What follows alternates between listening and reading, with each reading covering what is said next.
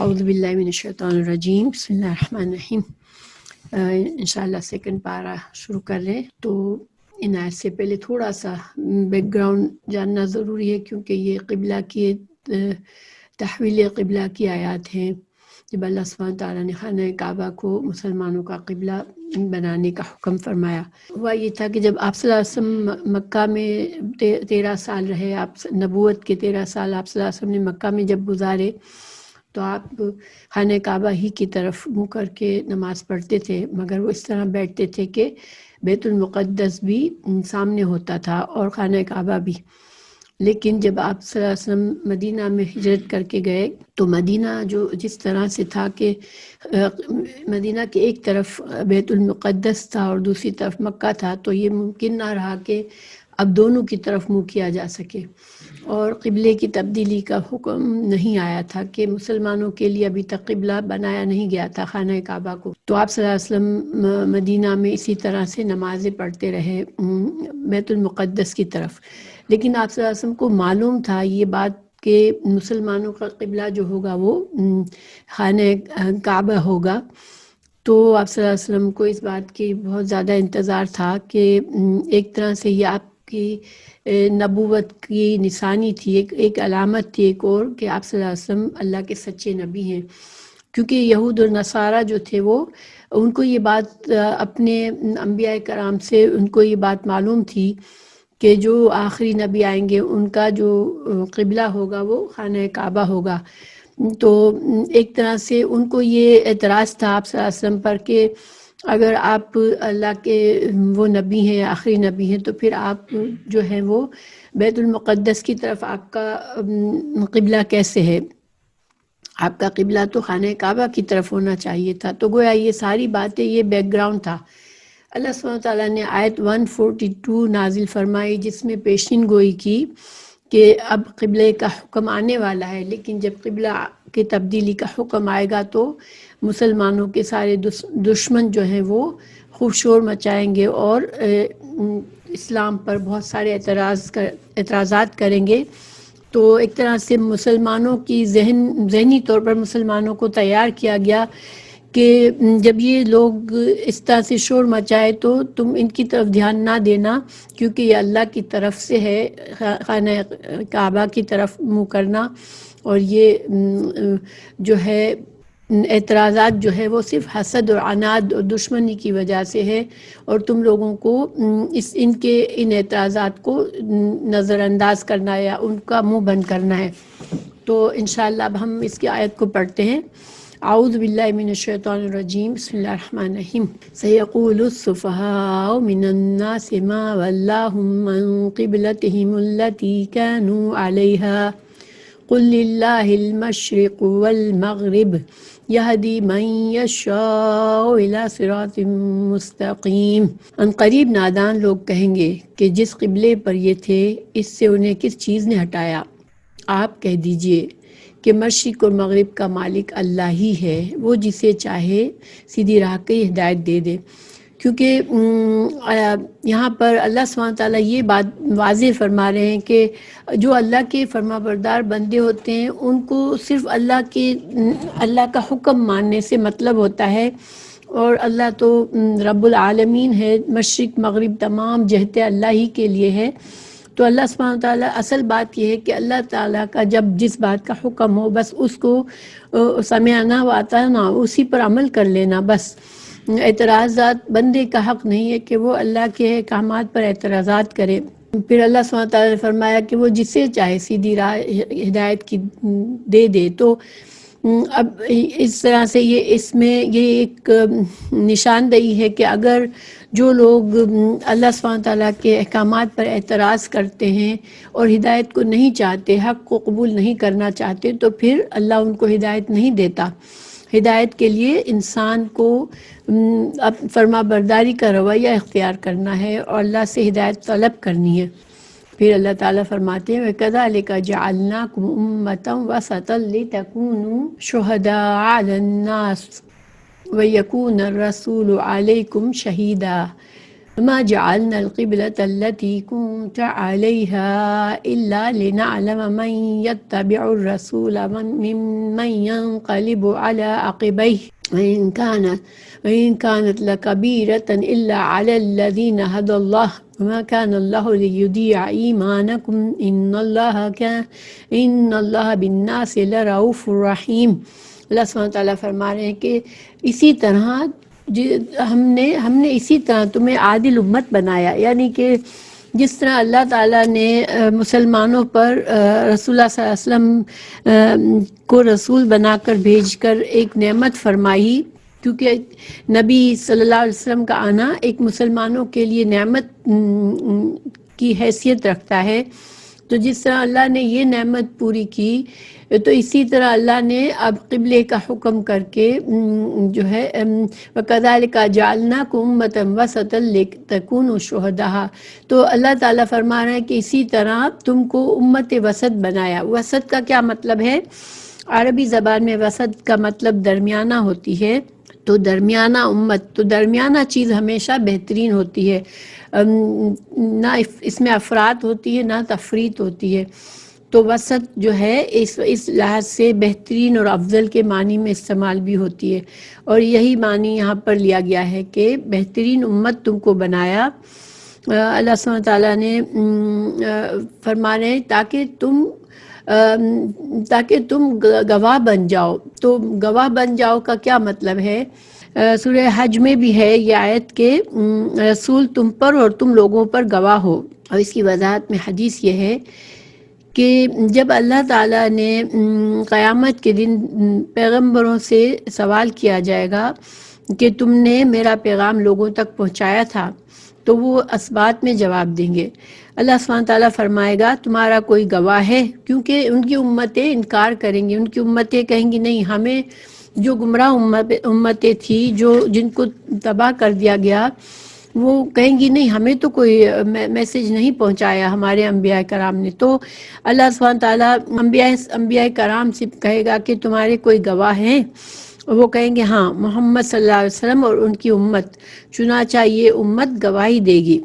اور یہ امت کس بنا پر گواہی دیں گی؟ کیونکہ قرآن میں اللہ تعالیٰ نے یہ ساری باتیں ہمیں بتائی ہیں، تمام ان قوموں، ان اقوام کے، ان انبیاء کرام کے واقعات ہمیں بتائے ہیں، تو اس بنا پر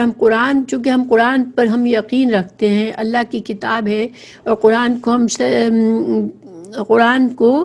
کی ہر بات کو وہاں پر ہمارا ایمان ہے، اس وجہ سے ہم گواہی دیں گے کہ نہیں، انبیاء کرام نے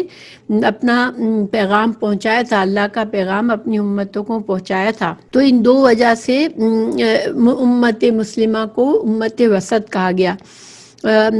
ایک اور جو وسط کا معنی کیا جاتا ہے معتدل، تو معتدل کے معنی کیا ہوتا ہے کہ نہ اس میں کسی بات میں افراط یا تفریط نہ ہو، یعنی بہت زیادہ حق سے زیادہ کسی چیز کو بڑھا دینا یا حق نہ ادا کرنا، یہ دو چیزیں امت مسلمہ ان چیزوں سے پاک ہے۔ تو اس کا یہ مطلب ہے کہ دیکھیں یہود اور نصارہ نے افراط اور تفریط سے کام لیا، یا تو انہوں نے انبیاء کرام کو خدا کا درجہ دے دیا، یا پھر کچھ انبیاء کرام کے قتل کے در پہ ہو گئے، ان کو جھوٹا قرار دیا۔ لیکن امت مسلمہ جو ہے وہ تمام انبیاء پر ایمان رکھتی ہے کہ وہ اللہ کی طرف سے ہے۔ پھر دوسری بات معتدل ہونے کا یہ بھی ہے کہ ہماری اسلامی شریعت میں اللہ سبحانہ تعالیٰ نے بہت معتدل احکامات دیے ہیں، نہ اس میں بہت سختی ہے نہ اس میں بہت زیادہ نرمی ہے۔ جس طرح سے یہودیوں کی شریعت میں بہت زیادہ سختی ہے، کیونکہ ان کے گناہوں کی وجہ سے اللہ تعالیٰ نے ان کے لیے ان کے دین کو سخت بنا دیا تھا۔ پھر اللہ تعالیٰ فرماتے ہیں وَمَا جَعَلْنَا الْقِبْلَةَ الَّتِي كُنْتَ عَلَيْهَا، کہ جو قبلہ بیت المقدس کا جو قبلہ تھا وہ ہم نے صرف اس لیے بنایا تھا وقتی طور پر کہ تاکہ ہم جان لیں کہ کون رسول کی پیروی کرتا ہے اور کون الٹے پیروں پھر جاتا ہے، کیونکہ ہجرت سے پہلے مکہ کی طرف منہ کر کے نماز پڑھی جاتی تھی، اب ہجرت کے بعد خانہ بیت المقدس کی طرف۔ تو دیکھیں جو مذہبی عقائد ہوتے ہیں وہ انسان کے لیے بہت جذبات کی حیثیت رکھتا ہے، یعنی یہ کہ یہ جذباتی بات ہوتی ہے کہ انسان اپنے بنیادی عقائد سے بدل دے. اس کی مثال ہم یوں سمجھ سکتے ہیں کہ آج بہت سی اسلام میں ایسی روایات، ایسے طریقے اسلام میں رائج ہو گئے ہیں جو کہ کلچر سے آئے ہیں اور وہ مذہب سے ان کا کوئی تعلق نہیں ہے، یا پھر بدعات ہیں جو کہ ہمارے دین کا حصہ نہیں ہے، لیکن بہت سے مسلمان بہت نادانی میں اور لا علمی میں وہ انہی کو مذہب اور اسلام کے طریقے سمجھتے ہوئے ان پر ایمان رکھتے ہیں. اور اب ان سے جب کہا جاتا ہے کہ نہیں یہ طریقہ ایمان اسلام کا طریقہ نہیں ہے، تو وہ اگر جب پہلی بار یہ سنتے ہیں تو وہ بہت ناراض ہو جاتے ہیں، بلکہ لڑنے کے لیے تیار ہو جاتے ہیں. ہاں اللہ تعالیٰ ہدایت دے دیتا ہے، جو اپنا دل کو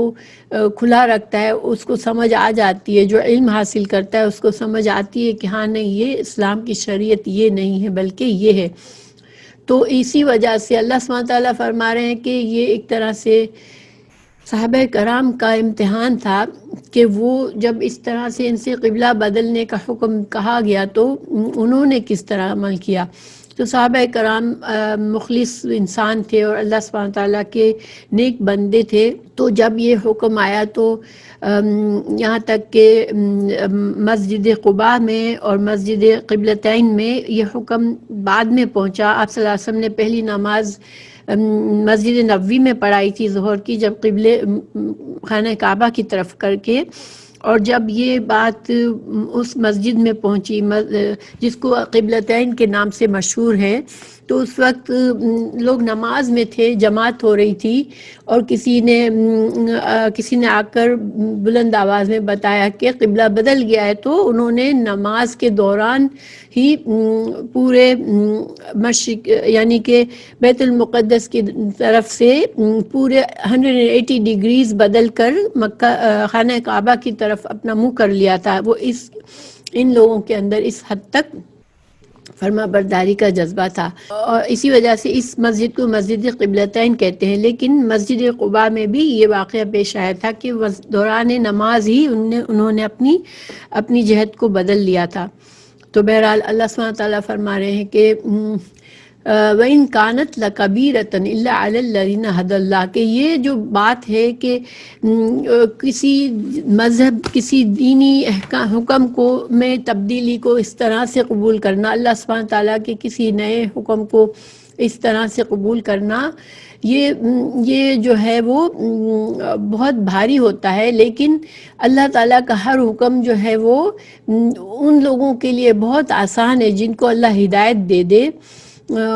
تو اللہ سبحانہ تعالیٰ کے جو نیک بندے ہوتے ہیں وہ صرف ان کا مقصد صرف یہ ہوتا ہے کہ ہم اللہ اور اللہ کے رسول کے احکامات کی پیروی کریں، ان کو اپنی مرضی سے کوئی وہ نہیں ہوتا. اسی لیے ایک بندہ کہلاتا ہے کہ بندہ جو ہوتا ہے وہ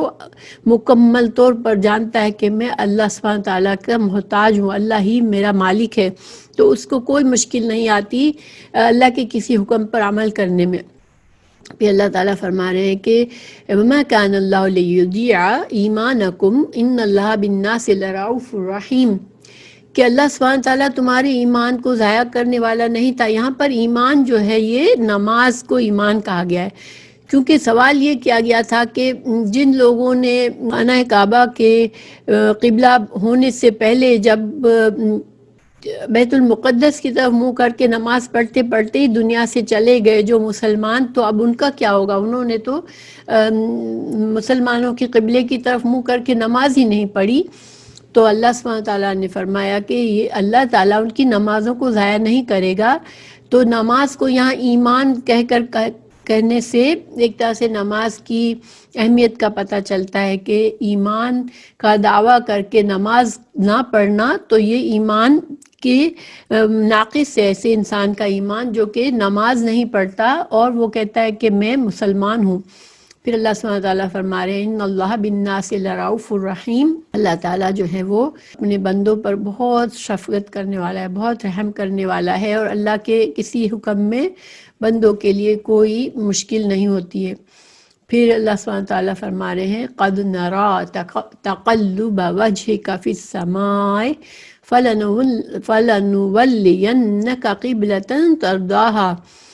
تو اللہ تعالیٰ رسول اللہ صلی اللہ علیہ وسلم کو بہت خواہش تھی کہ اللہ تعالیٰ یہ حکم اب نازل فرما دے کہ خانہ کعبہ ہی ہمارا قبلہ ہے.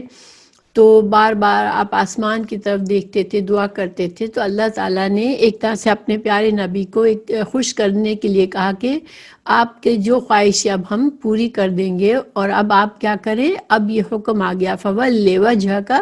شَطْرَ الْمَسْجِدِ الْحَرَامِ، کہ اب جو ہے اب آپ اپنا چہرہ مسجد حرام کی طرف کر لیں، آپ اپنا اس کو قبلہ بنا لیں.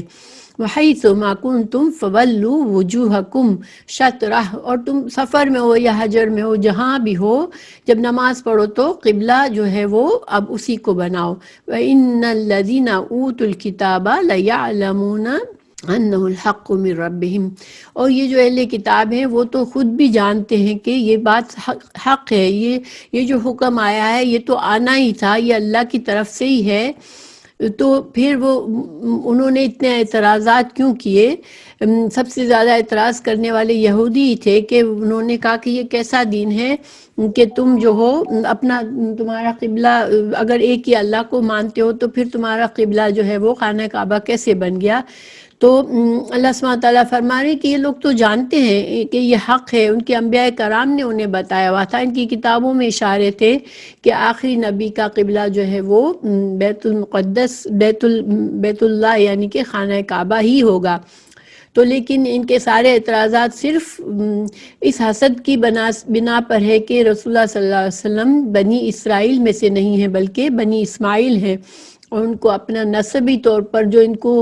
اپنی بڑائی حاصل تھی، ان کو اب یہ آپ صلی اللہ علیہ وسلم کی نبوت سے ان کو یہ حسد ہو گیا کہ ہماری بڑائی تو ختم ہو جائے گی اگر ہم ان کو مان لیں گے، تو ہماری جو نسبی بڑائی ہے کہ ہم تو انبیاء کرام کے اولاد میں سے ہیں، تو اب تو یہ بات تو ہم پر اب صحیح نہیں ہوگی. اللہ سبحانہ تعالیٰ فرما رہے ہیں وَمَا اللَّهُ بِغَافِلٍ عَمَّا يَعْمَلُونَ، اللہ تعالیٰ دلوں کے حال جاننے والا ہے، ان کے دل میں جو حسد اور بغض چھپایا ہوا ہے اس سے اللہ تعالیٰ غافل نہیں ہے. اللہ تعالیٰ فرما رہے وَلَئِنْ أَتَيْتَ الَّذِينَ أُوتُوا الْكِتَابَ بِكُلِّ آيَةٍ مَا تَبِعُوا قِبْلَتَكَ، کہ اللہ تعالیٰ فرما رہے ہیں کہ آپ ان کو کوئی بھی نشانی بتا دیں گے، کوئی بھی دلیل دے دیں گے کہ یہ حق بات ہے، تب بھی وہ آپ کے دین پر نہیں آئیں گے، وہ آپ کے دین کو قبول نہیں کریں گے، اور آپ بھی جو ہے وہ ان کے دین کو قبول نہیں کریں گے، کیونکہ اللہ تعالیٰ نے آپ کے پر وحی نازل فرمائی ہے، آپ کو سچا دین اللہ نے دے دیا ہے. تو وَمَا أَنْتَ بِتَابِعٍ قِبْلَتَهُمْ، آپ بھی ان کے قبلے کی اتباع نہیں کریں گے، پیروی نہیں کریں گے. وَمَا بَعْضُهُمْ بِتَابِعٍ قِبْلَةَ بَعْضٍ، مگر اللہ تعالیٰ فرما رہے ہیں کہ یہ جو اتنا اعتراض کر رہے ہیں یہ یہود اور نصارہ، تو یہ تو خود بھی ایک دوسرے کے ساتھ خلاف ہیں، یعنی کہ ان کے تو انہوں نے بھی اپنے اپنے الگ سے قبلے بنا کے رکھے ہیں. جو مسجد اقصیٰ کی طرف ان کو منہ کرنا ہے، بیت المقدس کی طرف، تو یہودیوں نے صخرہ کو اپنا قبلہ بنایا اور عیسائیوں نے بیت المقدس کی مشرق کی طرف اپنا قبلہ بنایا. تو وہ تو خود بھی آپس میں بھی اختلاف میں ہیں، تو وہ پھر مسلمانوں کے اوپر ان کو اعتراض کرنے کا کیا حق ہے کہ جب انہوں نے اپنا اپنا قبلہ خود بنا لیا ہے، تو اب مسلمانوں کا قبلہ اگر اللہ نے خانہ کعبہ بنایا تو ان کو کیا اعتراض ہے؟ پھر اللہ تعالیٰ فرما رہے ہیں وَلَئِنِ اتَّبَعْتَ أَهْوَاءَهُمْ مِنْ بَعْدِ مَا جَاءَكَ مِنَ الْعِلْمِ إِنَّكَ إِذًا لَّمِنَ الظَّالِمِينَ، اگر باوجود آپ کے پاس علم آ چکا پھر بھی ان کی خواہشات کے پیچھے لگ جائیں گے تو بالیقین آپ بھی ظالموں میں سے ہو جائیں گے. یعنی کہ اللہ تعالیٰ فرما رہے ہیں کہ جب کہ حق آ گیا، اللہ کی وحی نازل ہو گئی، قرآن نازل ہو گیا، تو اب جو ہے مسلمان جو ہے وہ اب ان کی باتوں میں نہیں آ سکتے، ان کی پیروی اب نہیں کر سکتے. الذین آتیناہم الکتاب یعرفون کما یعرفون ابناءہم وان فریقا منہم لیکتمون الحق وہم یعلمون، کہ یہ جو ہے جنہیں ہم نے کتاب دی ہے، یہ اہل کتاب تو آپ صلی اللہ علیہ وسلم کو ایسے پہچانتے ہیں جیسے کوئی اپنے بچوں کو پہچانے. ان کی ایک جماعت حق کو پہچان کر پھر چھپاتی ہے، یعنی کہ جتنی نشانیاں تورات اور انجیل میں رسول اللہ صلی اللہ علیہ وسلم کے بارے میں آ گئی، تو وہ لوگ تو اس طرح سے آپ کو سچا نبی جانتے ہیں کہ یہ آپ اللہ کے سچے نبی ہیں، لیکن جو ہے وہ حق کو جانتے بوجھتے ان کے علماء جو ہے وہ اس بات کو چھپا رہے ہیں۔ الحق من ربک فلا تکونن من الممترین، لیکن آپ جو ہے وہ شک میں بالکل نہ پڑے کہ یہ اللہ ہی کی طرف سے ہے اور یہ حق ہے۔ پھر اللہ تعالیٰ فرما رہے ہیں وَلِكُلٍّ وِجْهَةٌ هُوَ مُوَلِّيهَا فَاسْتَبِقُوا الْخَيْرَاتِ أَيْنَمَا تَكُونُوا۔ اب اللہ تعالیٰ فرما رہے ہیں کہ انسانوں کو اللہ نے اختیار دیا ہے دنیا میں، حق یا تو وہ ہدایت کو قبول کرے، اللہ کی طرف سے جو ہدایت آئے گی اس کو قبول کرے، یا پھر اس کو انکار کرے۔ یہ اختیار اللہ نے دیا ہے، کیونکہ یہ دنیا آزمائش کی جگہ ہے، اور اگر جو اللہ کے حق کو قبول کرتا ہے وہ اس کی کامیابی ہے دنیا اور آخرت میں، اور جو نہیں قبول کرتا اس کے لیے خرابی ہے۔ تو اللہ تعالیٰ فرما رہے ہیں کہ اس اختیار کی وجہ سے جو ہے وہ ہر فریق جو ہے وہ اپنے لیے ایک ڈائریکشن بنا لی ہے، ہر فریق نے، ہر مذہب نے اپنا پسندیدہ قبلہ بنا رکھا ہے جس کی طرف وہ رخ کرتا ہے، یا اپنے ایک ہر فریق نے اپنے منہج اور طریقہ جس سے وہ عبادات کا طریقہ یا اپنے مذہب کا طور طریقے انہوں نے اپنے طرف سے بنا کے رکھے ہیں۔ اس کا حساب اس دنیا میں نہیں ہونا ہے، ان اختلافات کو ختم دنیا میں نہیں ہوں گے، یہ اختلافات دنیا میں چلتے رہیں گی، کیونکہ اللہ نے اختیار دیا ہے، اور لوگ اختیار سے اس اختیار کو چاہے فائدہ اٹھا کر حق کو قبول کرے یا حق سے انکار کرے، مگر اے مسلمانوں تم کیا کرو، فاستبقوا الخیرات، تم نیکیوں میں آگے بڑھو، تم نیکیوں، تم ان یعنی کہ ان اختلافات کے جھگڑوں میں پڑنے کے بجائے تم اپنا فوکس نیکیوں کی طرف رکھو، اور تم نیکیوں میں آگے بڑھنے کی کوشش کرو۔ اللہ تعالیٰ فرما رہے ہیں کہ یہ جو اختلافات ہیں سارے، ان کا فیصلہ کیسے ہوگا؟ جب اللہ تعالیٰ سب کو لے آئے گا اپنے پاس، جب جمع ہوں گے قیامت کے دن سب، تو پھر یہ اختلافات کے فیصلے ہوں گے۔ ان اللہ علی کل شیء قدیر، اللہ سبحانہ تعالیٰ ہر چیز پر قدرت رکھنے والا ہے۔ یہ نہیں کہ جو لوگ اللہ کے مرضی کے خلاف جاتے ہیں وہ ان پر اللہ کا کوئی کنٹرول نہیں ہے، نہیں، اللہ نے ان کو مہلت دی ہوئی ہے اور ان کو اختیار دیا ہوا ہے، تو اب جو بھی وہ چوز کریں گے اب آخرت میں ان کا فیصلہ ہوگا۔ پھر اللہ تعالیٰ نے دوبارہ قبلے کی بات کو تاکید کے لیے دہرایا، وَمِنْ حَيْثُ خَرَجْتَ فَوَلِّ وَجْهَكَ شَطْرَ الْمَسْجِدِ الْحَرَامِ وَإِنَّهُ لَلْحَقُّ مِنْ رَبِّكَ وَمَا اللَّهُ بِغَافِلٍ عَمَّا تَعْمَلُونَ، کہ اب جہاں سے نکلے اپنا منہ نماز کے لیے مسجد حرام کی طرف کر لیا کرے، یہی حق ہے آپ کے رب کی طرف سے، جو کچھ تم کر رہے ہو اس سے اللہ بے خبر نہیں ہے۔ پھر اللہ تعالیٰ فرما رہے ہیں وَمِنْ حَيْثُ خَرَجْتَ فَوَلِّ وَجْهَكَ شَطْرَ الْمَسْجِدِ الْحَرَامِ وَحَيْثُ مَا كُنْتُمْ فَوَلُّوا وُجُوهَكُمْ شَطْرَهُ لئلا يكون للناس عليكم حجة إلا الذين ظلموا منهم فلا تخشوهم واخشوني ولأتم نعمتي عليكم ولعلكم تهتدون۔ اللہ تعالیٰ فرما رہے ہیں کہ تم جس جگہ سے بھی آپ نکلیں اپنا منہ مسجد حرام کی طرف کر لیں، یعنی کہ سفر میں ہو یا اپنے گھر میں ہو یا اپنے شہر میں ہو، جہاں بھی ہو، نماز کا وقت نماز جو ہے وہ خانہ کعبہ کی طرف منہ کر کے پڑھو، اور تم جو ہے اب لوگوں کے لیے کوئی حجت باقی نہیں رہے گی۔ یہاں پر اس جملے کا کیا مطلب ہے کہ کیونکہ یہودیوں کو ایک یہ اسلام پر تنقید کرتے تھے کہ اگر تم جو ہو آخری نبی ہے آپ صلی اللہ علیہ وسلم، تو پھر آپ کا قبلہ تو آخری نبی کا قبلہ تو ہماری کتابوں میں خانہ کعبہ تھا، تو پھر آپ تو اس طرف منہ نہیں کرتے، تو اب خانہ کعبہ کو اللہ نے قبلہ بنا دیا تاکہ اب ان کے منہ بند ہو جائے، اب ان کو کوئی شکایت نہ رہے، ان کو یقین ہو جائے کہ یہی آخری نبی ہیں۔ اسی طرح مشرکین کے بھی اعتراضات تھے۔ اللہ سبحانہ تعالیٰ فرما رہے ہیں کہ تم مسلمانوں، تم کسی شک کو چھوڑ کے تم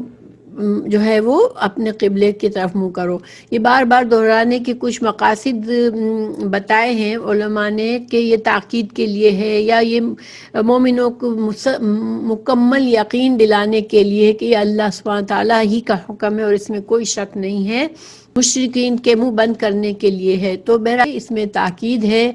اور زور دے کر اس حکم کی اہمیت کو جتایا گیا ہے کہ یہ معمولی بات نہیں ہے۔ قبلے کا ملنا مسلمانوں کے لیے ایک بہت بڑی نعمت ہے اللہ کی، اور یہ کوئی معمولی بات نہیں ہے۔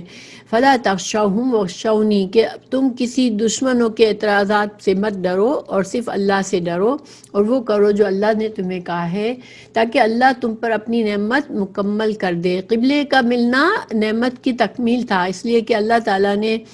اب مسلمانوں کے لیے ایک ڈائریکشن ہو گئی، یعنی اسلام جو ہے وہ اب مکمل طور پر ایک دین بن گیا کہ اب ان کا اپنا قبلہ بھی ہے اور ان کی اپنی شریعت ہے، اور رسول اللہ صلی اللہ علیہ وسلم جو ہے وہ قرآن اور حدیث لے کر آئے، اور اسلام جو ہے اب یہ اپنی امتیازی حیثیت رکھتا ہے۔ تو یہ اللہ کی بہت بڑی نعمت تھی۔ تو اللہ تعالیٰ کے اس حکم پر تعمیل کرنا اللہ کی نعمت کی تکمیل کو قبول کرنا ہے۔ پھر اللہ تعالیٰ فرما رہے ہیں کما ارسلنا فیکم رسولا منکم یتلو علیکم آیاتنا ویزکیکم وَيُعَلِّمُكُمُ الْكِتَابَ وَالْحِكْمَةَ وَيُعَلِّمُكُم مَّا لَمْ تَكُونُوا تَعْلَمُونَ۔ اللہ سبحانہ تعالیٰ یہاں پر اب یہ بتا رہے ہیں کہ رسول اللہ صلی اللہ علیہ وسلم کی بعثت بھی ایک عظیم نعمت ہے۔ اللہ تعالیٰ نے مومنوں کو یہ ایک عظیم نعمت دی ہے کہ ان میں اللہ تعالیٰ نے رسول اللہ صلی اللہ علیہ وسلم کو مبعوث فرمایا، جو کہ قرآن کی آیات کی تلاوت فرماتے ہیں اور قرآن کی تعلیمات دیتے ہیں، حکمت سکھاتے ہیں اور تزکیہ فرماتے ہیں، اور صحابہ کرام کو وہ باتیں بتاتے ہیں جو وہ نہیں جانتے تھے۔ اب صلی اللہ علیہ وسلم سے پہلے عرب جو تھے وہ جہالت کے اندھیروں میں تھے اور لا علمی کے اندھیروں میں تھے، اور ان کے اندر بہت ہی خرابیاں اور نجاستیں تھی، شرک تھا، جہالت تھی، اخلاقی برائیاں تھی۔ اللہ سبحانہ تعالیٰ نے جب رسول اللہ صلی اللہ علیہ وسلم کی صحبت میں انہوں نے وقت گزارا تو ان کی ایسی تربیت ہوئی کہ یہ چمک گئے بالکل، اور یہ ایسے بن گئے کہ اللہ سبحانہ تعالیٰ نے کچھ ہی عرصے میں یہ مسلمانوں نے ایک بڑی حکومت کو سنبھالا۔ صحابہ کرام نے دنیا کے اتنے بڑے حصے پر جیسے حکمران بن گئے، جو کہ بالکل جہالت اور لا علمی اور برائیوں میں ڈوبی ہوئی ایک قوم تھی، وہ اتنی نکھر گئی آپ صلی اللہ علیہ وسلم کے آنے سے اور آپ کی تعلیمات سے۔ تو یہ مسلمانوں پر بہت بڑی ایک نعمت تھی۔ اللہ تعالیٰ نے سورہ آل عمران میں بھی اس کو ایک نعمت بتایا ہے کہ اللہ نے مومنوں پر بڑا احسان کیا ہے کہ انہی میں سے ایک پیغمبر بھیجے جو ان کو اللہ تعالیٰ کی آیتیں پڑھ کر سناتے ہیں اور ان کو پاک کرتے ہیں، اور جو اس نعمت کی قدر نہ کرے اس کی مذمت کرتے ہوئے فرمایا اللہ تعالیٰ نے کہ جو لوگ اس کو نعمت نہیں سمجھتے، اللہ تعالیٰ نے قرآن میں ان کی مذمت فرمائی سورہ ابراہیم میں کہ کیا آپ نے ان لوگوں کو نہیں دیکھا جنہوں نے اللہ کے احسان کو ناشکری سے بدل دیا اور اپنی قوم کو تباہی کے گھر میں اتارا۔ یعنی کہ جو اس وقت یہود و نصارہ تھے، تو وہ لوگ اگر اس وقت آپ صلی اللہ علیہ وسلم کی بات مان لیتے اور آپ کو سچا نبی مان لیتے تو آئندہ جنریشنز بھی ان کی جو ہے وہ اسلام کی نعمت سے محروم نہ رہتی۔ تو اللہ سبحانہ تعالیٰ آگے ہمیں تاکید فرما رہے ہیں فَاذْكُرُونِي أَذْكُرْكُمْ وَاشْكُرُوا لِي وَلَا تَكْفُرُونَ، کہ تم کیا کرو مسلمانوں، تم میرا ذکر کرو، مجھے یاد رکھو تو میں بھی تمہیں یاد رکھوں گا، اور تم میری نعمتوں کا شکر کرو، تم ناشکری نہ کرو۔ تو دیکھیں اللہ سبحانہ تعالیٰ کتنی یہ ہم پر فضل ہے کہ جب ہم اللہ کو یاد کرتے ہیں تو اللہ بھی ہمیں یاد فرماتے ہیں۔ اللہ تعالیٰ فرماتا ہے، یہ حدیث ہے کہ جو میرا بندہ مجھے اپنے دل میں یاد کرے، اس سے میں اپنے آپ میں یاد کرتا ہوں، اور جو جماعت میں میرا ذکر کرے تو میں اس سے بہتر فرشتوں کی جماعت میں ان کا ذکر کرتا ہوں۔ دوسری حدیث قدسی ہے، اللہ تعالیٰ ارشاد فرماتا ہے کہ اے ابن آدم، اگر تو اپنے دل میں میرا ذکر کرے گا تو میں اپنے آپ میں تیرا ذکر کروں گا، اگر تو جماعت میں میرا ذکر کرے گا تو میں فرشتوں کی جماعت میں تیرا ذکر کروں گا، اگر تو ایک بالشت میرے قریب آئے تو میں ایک ہاتھ تیرے قریب آؤں گا، اور اگر تو ایک ہاتھ میرے قریب آئے تو میں دونوں بازوؤں سے کے پھیلاؤ کے مقدار تیرے قریب آؤں گا، اور اگر تو چل کر میرے پاس آئے تو میں دوڑ کر تیرے پاس آؤں گا۔ یہ صحیح حدیث ہے، امام بخاری نے بھی اس سے ملتی جلتی حدیث بیان فرمائی ہے۔ تو یہ اللہ سبحانہ تعالیٰ کا ذکر جو ہے وہ انسان چلتے پھرتے ہر وقت کر سکتا ہے۔ افضل ذکر ہمیں احادیث سے پتہ چلتا ہے، سبحان اللہ والحمد للہ ولا الہ الا اللہ واللہ اکبر ولا حول ولا قوت۔ تو سبحان اللہ، یہ چار کلمات سبحان اللہ والحمد للہ ولا الہ الا اللہ واللہ اکبر، یہ ان کو کہنے میں ہمیں کوئی تکلیف نہیں ہے۔ اگر ہم اس کو عادت ڈال لیں کہ جب خیال آئے انشاءاللہ ہم یہ ذکر کریں تو اللہ سبحانہ تعالیٰ ہمیں یاد کریں گے۔ اور اللہ کا یاد کرنا کیا ہے کہ پھر انسان جو ہے اس کی دعائیں قبول ہوتی ہے اور وہ اللہ سے قریب ہو جاتا ہے۔ تو جس کو اللہ یاد رکھے اس کو پھر دنیا میں کوئی بھی تکلیف نہیں ہو سکتی، کوئی پریشانی نہیں ہو سکتی۔ پھر اللہ سبحانہ تعالیٰ فرما رہے ہیں کہ میرا شکر کرو۔ تو شکر کیا، کس بات کا؟ کہ اللہ تعالیٰ کی اس نعمت کا شکر کرو کہ اللہ نے ہمیں دین اسلام کی نعمت سے نوازا، اللہ تعالیٰ نے ہمیں رسول اللہ صلی اللہ علیہ وسلم کی امت سے ہمیں بنایا، اور اللہ تعالیٰ نے قرآن جیسی کتاب ہمیں دی، تو ہم ان کا شکر کریں۔ دین جو ہے وہ اللہ کی بہت بڑی نعمت ہے، تو اس کا شکر، پھر شکر، نعمت کا شکر کیا ہوتا ہے کہ انسان پھر اس کے مطابق اپنی زندگی گزارے اور اللہ کے احکامات کو خوشی سے دل سے قبول کرے۔ اور ناشکری کیا ہے کہ انسان اس میں سستی کرے اور اس کا حق نہ ادا کرے۔ تو ہمیں حدیث سے پتہ چلتا ہے کہ جب انسان شکر کرتا ہے تو اس کی نعمتیں بڑھتی ہیں، اللہ تعالیٰ کی نعمتیں اس کے لیے بڑھتی ہیں۔ اللہ تعالیٰ نے فرمایا استأذن ربک لئن شکرتم لأزیدنکم ولئن کفرتم ان عذابی لشدید۔ یہ سورہ ابراہیم کی آیت ہے، آیت نمبر 7۔ اور جب تمہارے رب پروردگار نے تم کو آگاہ کیا کہ اگر شکر کرو گے تو میں تمہیں زیادہ دوں گا، اور اگر ناشکری کرو گے تو یاد رکھو میرا عذاب بھی بڑا سخت ہے۔ تو گویا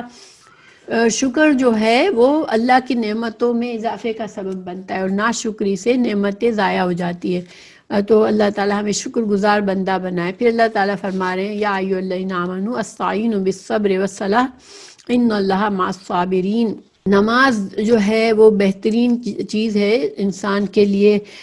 اللہ سے مدد مانگنے کے لیے۔ رسول اللہ صلی اللہ علیہ وسلم کا بھی یہی طریقہ تھا کہ جب کبھی کوئی غم اور رنج کی بات ہوتی تو آپ فوراً سے نماز پڑھا کرتے تھے۔ اور صبر جو ہے، صبر کس طرح سے کرے انسان؟ دیکھیں، اللہ کی اطاعت پر صبر کرنا، کہ جو کچھ میرے اللہ نے مجھے کہا ہے میں اسی کو مان لوں اور اس کے مطابق اپنی زندگی گزاروں۔ تو اس میں بھی یہ کام مشکل ہوتا ہے، کیونکہ اس میں جہاد، اپنے نفس کے خلاف جہاد کرنا پڑتا ہے۔ تو اس جہاد کے پر صبر کرے انسان، اللہ کی اطاعت پر صبر سے جمع رہے۔ اور دوسرے صبر کا طریقہ یہ ہوتا ہے کہ جن کاموں سے اللہ نے منع فرمایا ہے، چاہے ہمارا نفس کتنا بھی اس کو کھینچ رہا ہو، ہمیں اس طرف کھینچ رہا ہو، ہم صبر کر کے ان سے دور رہیں کہ ہم اللہ کی ناراضگی کے کام نہ کریں۔ پھر صبر جو ہے وہ کسی ناپسندیدہ بات کے ہو جانے پر بھی انسان صبر کرے اور اس پر اللہ کی طرف کا، اللہ کے فیصلوں کو قبول کرے۔ اللہ سبحانہ تعالیٰ نے فرمایا ان اللہ مع الصابرین، اللہ صبر کرنے والوں کے ساتھ ہے۔